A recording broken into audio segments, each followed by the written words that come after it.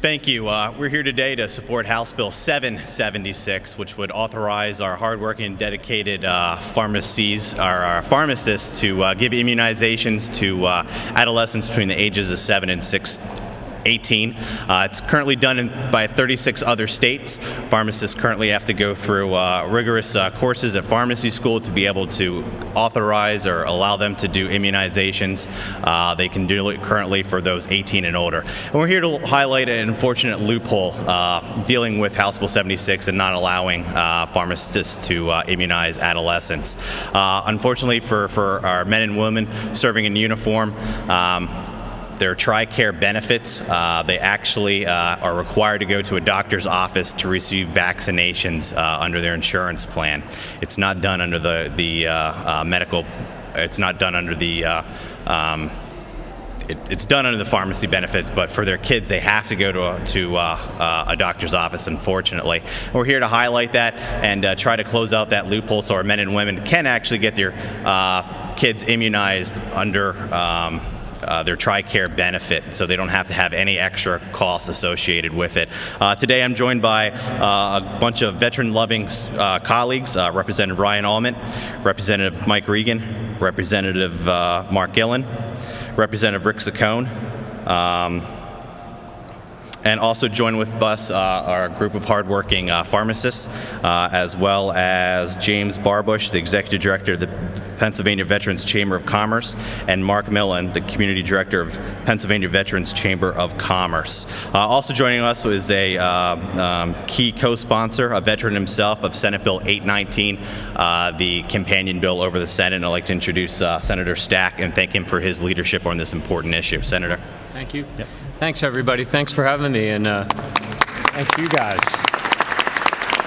And I want to really congratulate my colleagues in the House and Representative Grove on the great job you're doing. This is an important issue, and my friend Ted Erickson, who we're working on the bill together with in the Senate. You know, we have one of the best National Guards by far in our nation. We have currently 20,000 men and women serving in uniform. We've had over 31,000, I think, have some kind of deployment during the war on terror.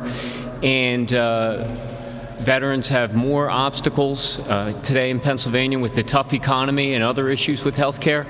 So I think this legislation is really just a common sense approach to closing a loophole that's so important. And the TRICARE folks, I can tell you personally, because I've had to, not in a real dramatic way, but during my training, I've had to be on TRICARE, and they've always done an outstanding job, and they do an outstanding job for our servicemen and women. But we need to make sure that something like an immunization for family members who put it on the line so much for our servicemen and women, that the immunization is pain-free and easy and cost-free. And so it's a very common sense approach, and people out there who talk about what the legislature is doing, they rarely give folks credit for us using our common sense and being simplistic and making sure that we take care of the folks that are getting forgotten or not getting all the benefits that they should. So I want to thank my colleagues in the House for all the great things you're doing for our veterans, and we look forward to working together continually. There's nothing more bipartisan than standing up for the interest of our veterans. So it's a pleasure to be here. I want to commend you, and we look forward to passing your legislation, Representative Grove, or our legislation, whichever, and or both, and we'll find a way to pass it in the law. So thank you so much. Thank you, Senator. I'd like to also introduce Representative Brian Barbin, another outstanding leader on veterans issues, and of course our heralded chairman of the Veterans and Emergency Services Committee, Representative Stephen Barrar. Next up is John Boyle, the Regional Vice President at Rite Aid, who has some brief comments on this as well, obviously seeing this firsthand in pharmacies and how it works. Thank you so much for coming. Thank you. My pleasure. On behalf of Pennsylvania pharmacists, I'd like to, from the heart, thank Representative Grove for sponsoring this bill, which would allow us to immunize adolescents 7 years of age and older. And when you really think about it, who's better positioned to take care of the health care needs of patients outside of the physician than pharmacists, because pharmacies are in every corner. And this is, in my view as a pharmacist, a critical piece of legislation that allows us to take care of a population that we currently can't take care of, and in particular the military folks. Representative, thank you. Appreciate everything you're doing for us. You know, I personally couldn't fathom being a pharmacist and having a family unit coming before of us in uniform and say, you know, sir, I can immunize you, ma'am, I can immunize you, but I can't touch your kids. You're going to have to go to the doctor's office and you're going to have to pay for it out of pocket. I just think that's wrong. I think it's discriminatory, and I think we need to close this loophole and let trained professionals do what they do best and allow for the immunization of our men and women in uniform. I don't know if any of my colleagues wanted to say anything. Steve, anybody? Yeah. I didn't prepare any remarks, but I'm here to show support for Representative Grove's legislation. It's important. I have a daughter that lives under the rules of TRICARE, and it is important that we move this bill. I wish it was in my committee. I would probably move it in the next day or two because I think it's that important. And I appreciate your bringing this to our attention. And I'm pretty sure I'm a co-sponsor on your bill, and would like to see it get moving. So whatever I can do to help support it. And remember, there was a survey out that showed pharmacists are America's most trusted professionals, so let's trust them with this opportunity. Thank you.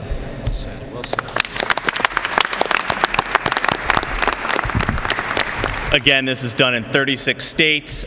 Some have no age requirements whatsoever. There's no anecdotal or hard data showing any adverse impacts of letting trained pharmacists, do their jobs and do what they love best. With that, any questions?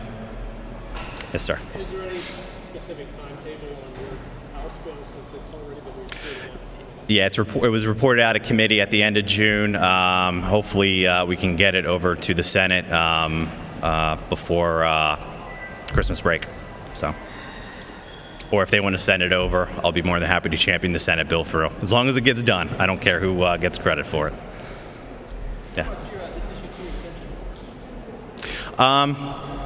Really, in discussion with pharmacy, brought it to my attention. This specific issue of not having veterans able to utilize their coverage and not allowing, their children to get immunized was really during the process. It actually came after a committee vote that was brought to my attention that there was actually a loophole provided in the TRICARE coverage, which was unique. It just popped up. And I think it's an important message to let the residents of Pennsylvania know that we stand in support of our men and women in uniform, and obviously we want to support especially their children as they're serving overseas.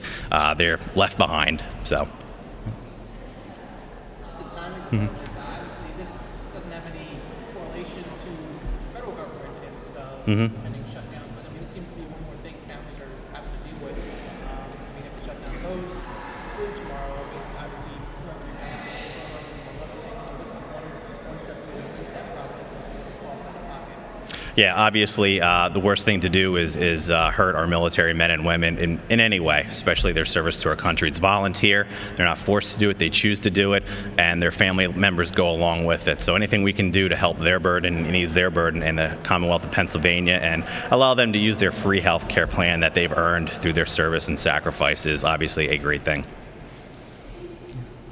Anything else? Well, I thank my colleagues for their support, their leadership. I thank the hardworking pharmacists behind us. Keep up the great work, and they're truly the front line of healthcare. They get all the questions asked, and I'm sure there's some crazy questions they've had to deal with as professionals in their field. And I thank our veterans organizations for their support too. Appreciate it. God bless. Thank you. Thanks.